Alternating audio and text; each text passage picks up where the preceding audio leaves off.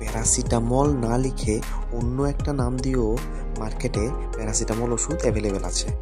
যদি আপনি সেটা না জানেন তাহলে ভুলবশত আপনি ওই ওষুধ খাওয়ার পাশাপাশি যদি অন্য প্যারাসিটামল ট্যাবলেট আপনি খেয়ে নেন তাহলে কিন্তু ওভারডোজ হয়ে যাবে, আর ওভারডোজের সাইড এফেক্টও আপনার শরীরে করবে।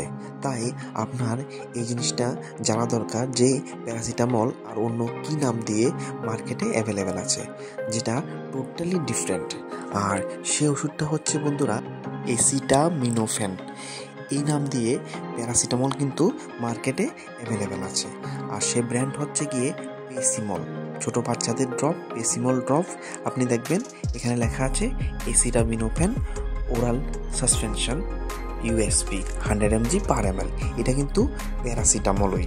তখন আপনি সাপোজ ভাবুন কোনো বাচ্চাকে এই ওষুধটা ডক্টর প্রেসক্রাইব করেছে, আর বাচ্চার প্যারেন্টস যদি এই জিনিসটা না জানতে পারে যে এটাই প্যারাসিটামল, তাহলে কিন্তু ভুলবশত তারা যদি আবার প্যারাসিটামল খাইয়ে দেয় তাহলে কিন্তু প্যারাসিটামলের ওভারডোজ হয়ে যাবে, আর এটার সাইড এফেক্টসও কিন্তু হবে। তাই বন্ধুরা, এটা একটা খুবই ইম্পর্টেন্ট ভিডিও, খুবই ইম্পর্টেন্ট ইনফরমেশান যে আপনার এই জিনিসটা জানা থাকা দরকার। আপনার বাড়িতে বাচ্চা আছে বা বড়দেরও ওষুধ অ্যাসিটামিনোফেন নাম দিয়ে কিন্তু মার্কেটে অ্যাভেলেবেল থাকে। তাই অ্যাসিটামিনোফেন যখন আপনি দেখবেন তখন বুঝে নেবেন যে এটা প্যারাসিটামলের একটি ব্র্যান্ড, যেটা জ্বর কমার জন্য দেওয়া হয়ে থাকে। এই ইনফরমেশানটি আপনার জন্য ইম্পর্টেন্ট মনে হলে ভিডিওটিকে একটি লাইক অবশ্যই দেবেন, আর চ্যানেলটিকে অবশ্যই সাবস্ক্রাইব করবেন এই ধরনের ইম্পর্টেন্ট ভিডিও পাওয়ার জন্য। Thank you.